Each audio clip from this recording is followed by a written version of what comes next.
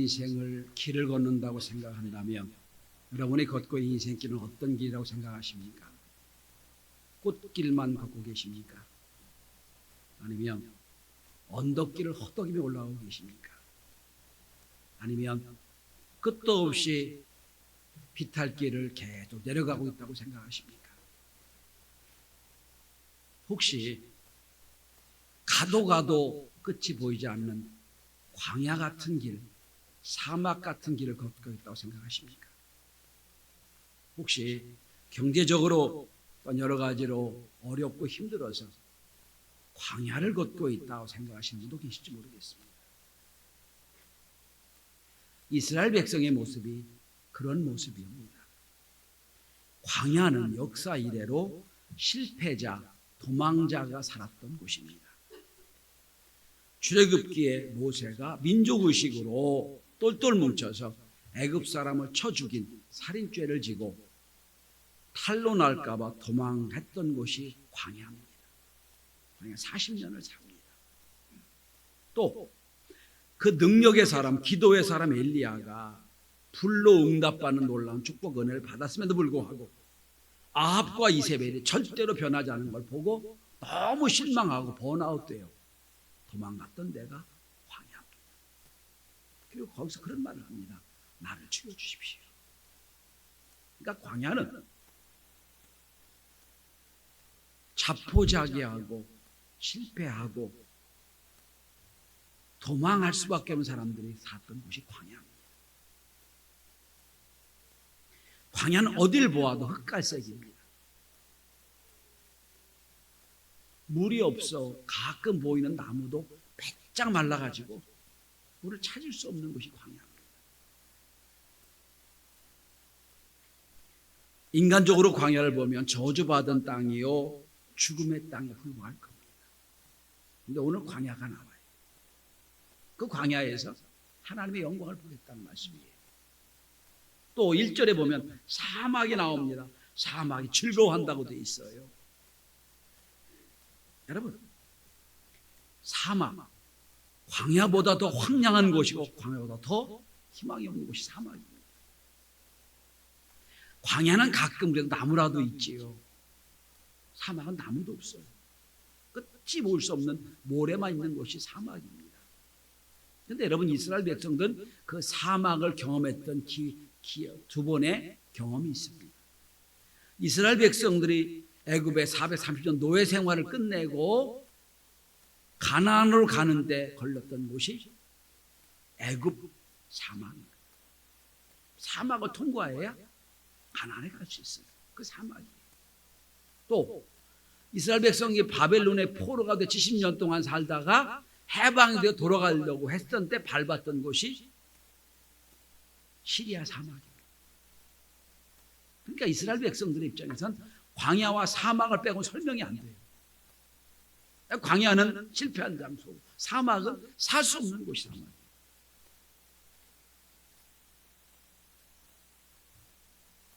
그런데 여러분, 아무리 광야고 아무리 사막이어도 잘 단련되고 훈련되고 좋은 어떤 탈 것이 있다면, 다 준비됐다면 건널 수 있을 겁니다. 어렵지 않을 거예요. 근데 오늘 본문을 보시면 앞에 광야와 사막이 있는데 그 광야와 사막을 갈 사람들이 누군 줄 아세요? 3절 4절 한번 보십시오.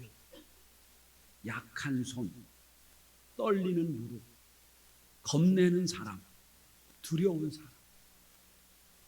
아니, 사막은커녕 광야는커녕 그냥 이 땅을 가기도 어려운 사람들이에요.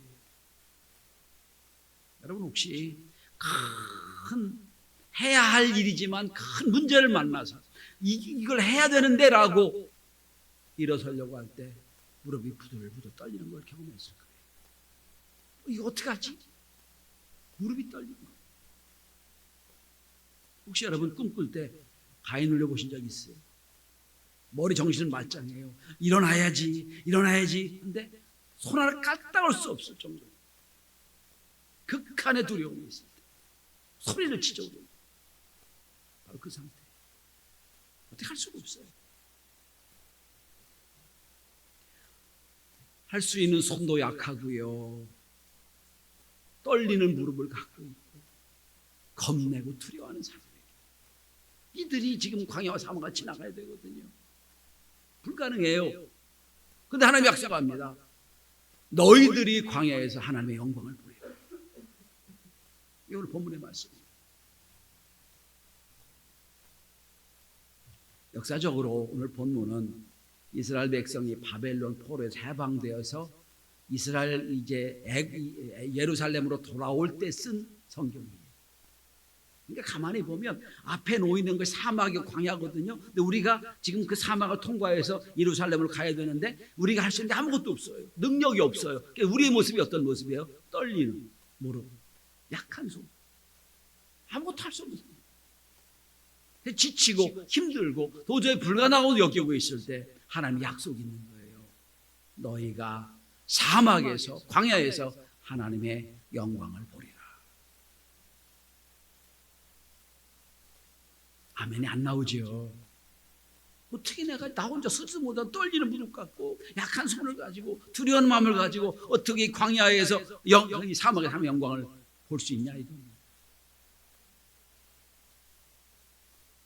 자, 온통 흑갈색만 있는 물 하나 없는 광야에서 또 가도 모래만 보이는 사막의 언덕에서 어떻게 하나님의 영광을 볼 수 있을까? 우리 인생이 가도 끝이 없는 광야를 통과하고 있는 인생이고 가도 모래만 있는 사막의 인생이라면 어떻게 우리 인생을 통해 하나님의 영광을 볼 수 있을까요? 오늘 이 말씀을 통하여 도전과 은혜가 있길 바랍니다. 여러분의 광야가 여러분의 사막이 더 이상 광야와 사막이 아니라 하나님의 영광을 볼 수 있는 그런 멋지고 거룩한 땅으로 변화될 수 있길 바랍니다. 첫째로 오늘 광야와 오늘 이 사막에 하나님의 영광을 보려면 가장 첫 번째는 믿음으로 기다리는 자는 영광을 봅니다. 믿음으로 기다리는 자. 여러분 지금 우리가 강림절을 보내고 있습니다. 영어로 어드벤트라고 하고요. 어디서 나왔냐면 라틴어의 어드벤투스, 오다란 단어에서 나왔습니다. 누가 오느냐? 황제가 온다는 거예요. 로마 시대 이야기입니다. 자, 로마가 황제가 바뀌었어요. 로마 시대. 로마가 여러분 세계를 지배했던 나라잖아요. 황제가 바뀌면 황제가 자기가 다스리는 온 나라와 지역을 순회를 합니다. 그래서 이제 인정을 받는 거예요. 그런데 그때 황제가 이제 예루살렘에 오거나 한국 땅에 온다고 하면 그냥 오는 게 아니에요. 황제가 왔다 가면 달라지거든요. 그러니까 열심히 준비를 합니다. 황제가 방문하는 나라와 지역은 황제가 방문할 때 문제가 안 생기도록 도로를 깝니다. 그리고 집을 짓고요. 아주 깨끗하게 해놔요. 심지어 황제가 지나가고 나면 도시가 하나 생깁니다. 그 도시가 성경에 나오는 도시 중에 하나가 여러분 가이사라 필리포라는 곳이에요. 가이사라는 황제라는 뜻이죠. 황제가 지은 도시 이런 뜻이에요. 자, 황제가 오면 왜 황제를 기다리고 황제가 오는 걸 기다리냐? 황제가 오면 환경이 바뀌고 질서가 바뀌기 때문에 나는 황제가 오신다. 마치 그래서 로마 시대 황제가 오는 걸 준비하듯이 우리는 황제 정도가 아니에요. 온 우주의 주이신 주님이 오신다. 오신 걸 기대하고 믿음으로 기다려요. 기다리는 자에게 하나님 영광. 여러분, 자, 아니 하나님 약속이 있었어요. 내가 언제 너희 집에 너희 땅에 방문할 거다. 너희 이 지구에 올 것이다. 근데 날짜와 시간은 몰라. 오기는 분명히 오셔. 그때 필요한 게 뭘까요? 반드시 오신다는 믿음이 필요하지. 믿음으로 기다려. 그래서 성경에 믿음을 기다리는 사람 중에 여러분 뒤에 이제 성탄절 앞에 보겠습니다만 시므온이나 안나와 이런 다 믿음으로 준비하고 기다리는 사람. 자, 어떤 믿음입니까? 여러분 4절을 보십시오. 보시면 동사입니다. 보라, 하나님이 너희 하나님이 오사. 너희 하나님이 오사. 하나님이 오시는 걸 보라는 거예요. 그리고 그 하나님 뭐 하신다고요? 보복하시고 그 하나님 뭐 하신다고요? 구원하시리라. 우리가 하나님을 기다립니다. 이 보복이란 단어가 안 좋은 단어인데 고대인의 언어로 쓴 걸 이해하시기 바랍니다. 우리의 원수, 우리의 문제를 해결해 주신다는 뜻이에요. 여러분, 오늘도 저와 여러분들 이 말씀을 믿으시길 바랍니다. 주님이 오신다. 이미 초림에 예수는 오셨지만 이제 우리가 무엇을 기다립니까? 마지막으로 이 땅에 오실 재림 예수를 기다립니다. 주님 오십니다. 보라, 너희 하나님이 오십니다. 하나님이 오사 우리를 구원하시리라. 우리를 보고 우리의 원수를 다 보호해 주시리라. 우리 문제 해결해 주신다. 이런 겁니다. 이렇게 광야에서 비록 눈에 보이는 건 광야고 눈에 보이는 건 모래 사막이지만 기다리는 자에게 하나님이 오시는 걸, 그 영광을 보게 될 것입니다. 그걸 기다리는 것이 강림절이에요. 비행기를 처음 타는 아이가 있었습니다. 막 TV도, 비행기 달리는 TV도 보고 그리고 막 한식도 먹고 즐겁게 삽니다. 너무 좋아요. 안내방송 들립니다. 우리 비행기가 지금 난기류를 만나 급강하하고 흔들릴 예정입니다. 놀라지 마시고 안전벨트를 하시고 자리에 착석해 주시기 바랍니다. 언제나 다를까 좀 있으니까 막 비행기가 뒤틀립니다. 오고 오르락내리락하고 난리가 났어요. 사람들이 막 안전벨트 매고 의자를 탁 붙잡고 막 얼굴에 창백해서 막 흔들립니다. 어떻게 할지 모르고 있어요. 근데 이 아이는 너무 신나는 거예요. 막 노래도 부르고 막 박수도 치고 야호 야호 하면서 무슨 지금 놀이동산에서 뭐 타듯이 막 노래를 하는 거예요. 그 옆에 있는 사람이 물어봐요. 야, 지금 다들 겁나 죽겠는데 너만 이렇게 신나냐? 왜 그랬을까요? 이 아이가 말합니다. 이 비행기 운전사는 우리 조종사는 저희 아빠거든요. 아빠가 말했어요. 난기로 만나게 될 거다. 그러면 흔들릴 텐데 걱정하지 마. 금방 지나가니까. 아빠 말 내가 믿어요. 너무 신나잖아요. 돈 안 주고도 지금 놀이동산 왔잖아요. 그러더랍니다, 여러분. 이게 뭐예요? 믿음이에요. 여러분의 인생의 주인이 하나님이심을 믿으시면 인생의 난기를 만나서도 흔들림 없는 거예요. 왜? 끝까지 인도해 주실 거니까. 이 믿음이에요. 내 눈앞에 지금 사막이에요. 내 눈앞에 광야예요. 그러나 하나님 약속을 믿습니다. 너희가 하나님의 영광을 볼 것이다. 믿는 자에게, 믿고 기다리는 자에게 하나님의 영광을 얻게 될 것입니다. 두 번째입니다. 자, 믿음으로 기다립니다. 그런데 그냥 믿음이 아니에요. 소망으로 기다리는 자에게 하나님의 영광을 볼 수 있어요. 여러분, 희망이 있고 소망이 있거든요. 같게 보이지만 달라요. 희망은 내 생각으로 기다리는 거예요. 소망은 약속으로 기다리는 거예요. 다르죠. 희망 그러면 인간적인 거예요. 소망 그러면 신앙적인 거예요. 소망은 기다려요. 마귀들이 인간 낚시대회를 했습니다. 인간을 낚아서 좌절시키고 실망시키고 죄짓게 하는 낚시대회를 했어요. 마귀는 낚시대를 쫙 들고 세상이라는 곳에 와서 그냥 낚시를 다 드립니다. 어떤 마귀는 하루 종일 이 낚시를 해도 인간이 안 낚여요. 그런데 한 마귀는 그냥 넣자마자 계속해서 인간을 낚아서 타락시키고 좌절시킵니다. 그러니까 마귀 대장이 와서 신기해서 물어. 야, 넌 무슨 미끼를 쓰냐? 네가 미끼를 쓰니까 다 사람들 앞에 올라온다고 했더니 그렇게 잘 낚는 마귀가 얘기하더랍니다. 예, 대장님, 저는 포기라는 미끼를 쓰고 있습니다. 포기라는 미끼를 내리자마자 다 사람들이 포기한다고 다 붙잡고 내 미끼를 먹고 다 끝납니다. 여러분, 세상이 그렇잖아요. 우린 자꾸 좌절하고 포기로 갑니다. 이것도 못해, 이것도 안 돼, 이것도 할 수 없어. 다 포기죠.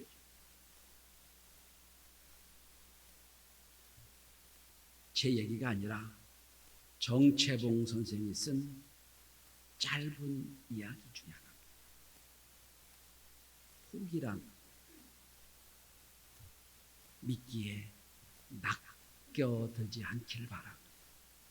아무리 앞에 보기가 흔들려도 우리 소망을 가지고 있는 거예요. 하나님 약속이 나한테 있다. 소망을 가지고 있는 거예요. 여러분 오늘 2절을 한번 다시 보시기 바랍니다. 우리에게 말씀하십니다. 여러분 보시길 바랍니다. 우리 하나님의 아름다움을 어떻게 한다? 보리로다.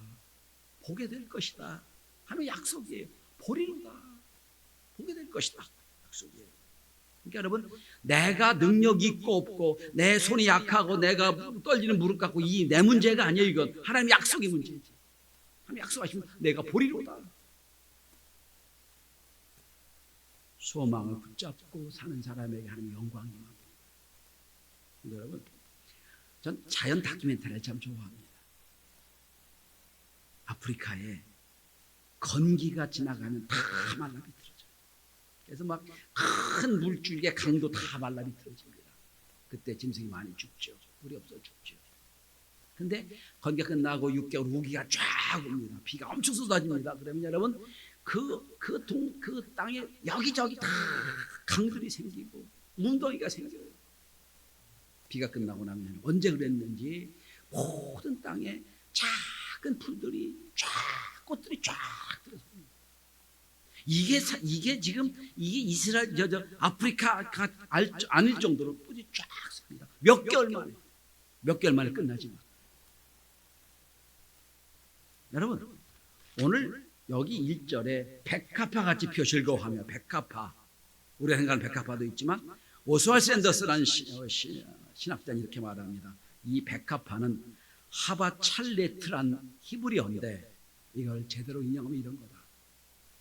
풍부하게 비가 오고 난 뒤에 모든 꽃이 즉시 만개하여 온 땅을 융단처럼 수놓는 상태를 말하고 있다. 그 기적 아닌가요? 우기가 지나가고 나서 물이 있으니까 온갖 색색 꽃들이 쫙 펴서 융단을 만들어 놓은 하나님의 영광 아닌가요?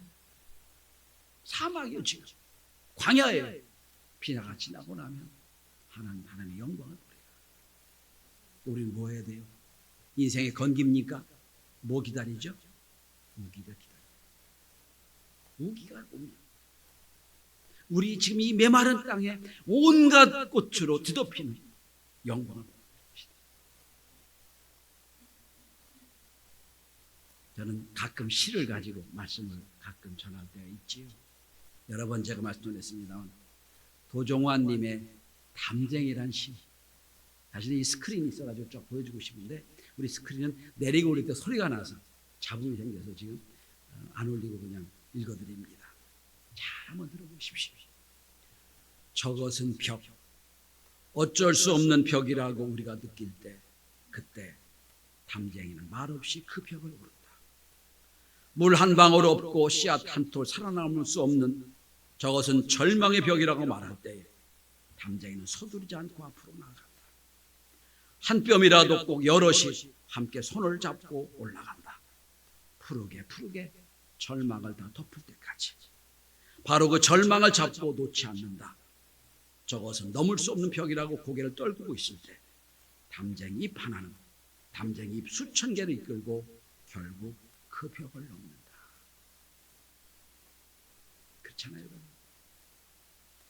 여러분 하나가 담쟁이 잎 하나가 된다면 여러분 옆에 무수한 많은 담쟁이거든요. 절망의 벽을 푸르게 만드는 것처럼 소망을 가지고 하나님의 영광을 기대하며 볼 수 있기를 바랍니다. 하나님이 하세요. 내가 하는 게 아니에요. 나는 지금 무릎이 떨려 흔들어 일어날 수도 없지만 하나님이 하신다는 약속을 붙잡고 소망을 붙잡고 기다립니다. 여러분과 저의 인생에 우리 교회에 하나님의 영광이 충만함을 보게 될 것입니다. 마지막 세 번째, 믿음으로 준비합니다. 기다립니다. 소망으로 기다립니다. 마지막입니다. 준비하며 기다릴 때 하나님의 영광을 볼 수 있습니다. 이 광야에서 오늘 말씀대로 앞으로 이 광야와 사막에서 하나님의 영광을 볼 수 있게 하기 위하여 준비된 사람이 하나 있었습니다. 세례 요한이에요. 세례 요한을 성경 마태복음 3장 3절은 이렇게 설명합니다. 광야에서 외치는 자의 소리가 있어 이르되 너희는 주의 길을 예비하라. 그가 오실 날을 길을 곧게 하라. 예언을 이룬 사람이에요. 다시 말씀드립니다. 광야에서 외치는 소리가 세례 요한이에요. 외치는 자의 소리, 너희 주의 길을 예비하라고 했던 그 사명을 감당했던 사람이에요. 당시 세례 요한은 성전에 외친 게 아니라 광야에서 외쳤어요. 광야는 사람이 안 사는 곳이라고 그랬지. 사람이 없는 곳이. 근데 사람들이 광야로 모였어요. 왜 그런 줄 아세요? 화려한 예루살렘 성전에 제사장이 화려한 옷을 입고 있지만 거기 하나님의 말씀이 없었거든요. 생명이 없었기 때문에 사람들이 입으로 광야로 온 거예요. 세례 요한 와서 세례의 말씀을 들었습니다. 무슨 얘기를 했어요? 세례 요한이 주의 길을 예비하라. 회개에 합당한 열매를 맺어라. 그래서 거기서 회개를 하고 세례를 받아.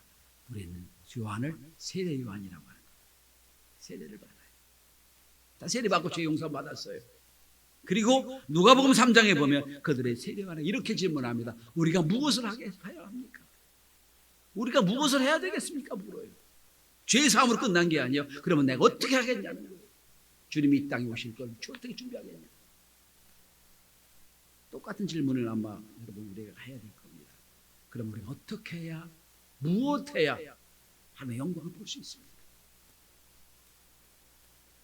그때 요한복음 누가복음 3장에 보면 세례 요한이 이런 말을 합니다. 옷 두 벌 있는 자는 옷 없는 자에게 줄 것이요 먹을 것이 있는 자도 그렇게 할 것이니라. 세리들에게도 말합니다. 부가 된 것 위에는 거두지 말라. 군인에게도 말합니다. 사람에게 강탈하지 말고 거짓으로 고발하지 말고 받은 금년을 족한 줄로 여기라. 메시아를 기다리고 있는 사람들은, 메시아를 위해 준비하는 사람 뭐 특별한 거 하라는 거 아니에요. 메시아가 오니까 너 3박 4일 금식해서 그거 아니에요. 너 있는 삶의 자리에서 열심히 다 일해라. 그런데 지금은 내 어떤 유익을 위해 일했지만 주님이 오실 테니까 내 삶의 질서를 다시 한번 바로 세워라.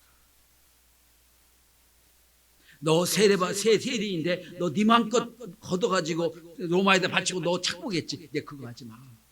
너 군인이지. 남은 협박해가지고 뺏었지. 하지 말지. 왜? 우리의 왕이 오셔. 우리의 삶의 질서가 바뀌어야 돼.